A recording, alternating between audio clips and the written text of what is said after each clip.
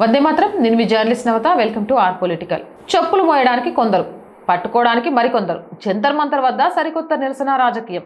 సోనం వాంగ్చుక్ ఆమరణ నిరాహార దీక్షకు కూర్చున్నారు. కానీ తరచూ ఆయన టాయిలెట్ వైపు పరిగెడుతూ కనిపిస్తున్నారు. ఆయన ఎప్పుడూ తనతో పాటు ఒక పసుపు రంగు బ్యాగ్ ను తీసుకెళ్తుంటారు. అది చూస్తుంటే తినే వస్తువులతో నిండి ఉన్నట్లు అనిపిస్తుంది. ఒక వీడియోలో జునైద్ మియా అనే వ్యక్తి ఆ బ్యాగ్ ను తీసుకునే ప్రయత్నం చేయగా వాంగ్చుక్ దానిని లాక్కున్నారు. అలాగే ఆయన ఒక మెటల్ బాటిల్ నుంచి ఏదో తాగుతూ కనిపించారు. అందులో ఫ్రూట్ జ్యూస్ ఉందో లేక ప్రోటీన్ షేక్ ఉందో మీకే తెలియాలి.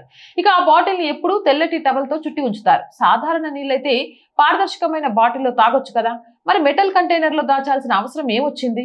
వాంగ్చుక్ స్వయంగా మీడియాతో మాట్లాడుతూ దీక్ష మొదటి రోజు తాను చికెన్ సూప్ తాగానని చెప్పాడు. ఇక మరోపక్క జంతర్ మంతర్ వద్ద నిరసనకారులు వాడుతున్న టాయిలెట్ బ్లాక్ అవ్వడంతో దాన్ని క్లియర్ చేయడానికి ఒక ప్లంబర్ ని పిలిపించారు.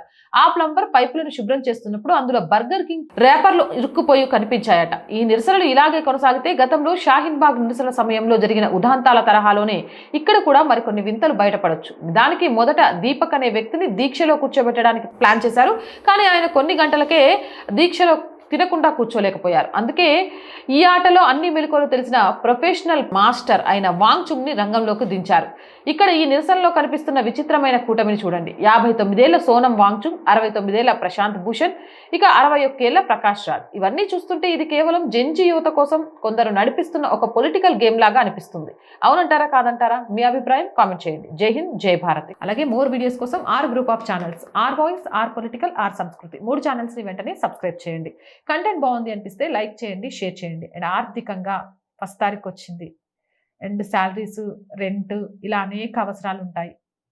ఈ రోజు వరకు ఈ ఛానల్ సక్సెస్ఫుల్గా నడుస్తుంది అంటే మీ వల్లే.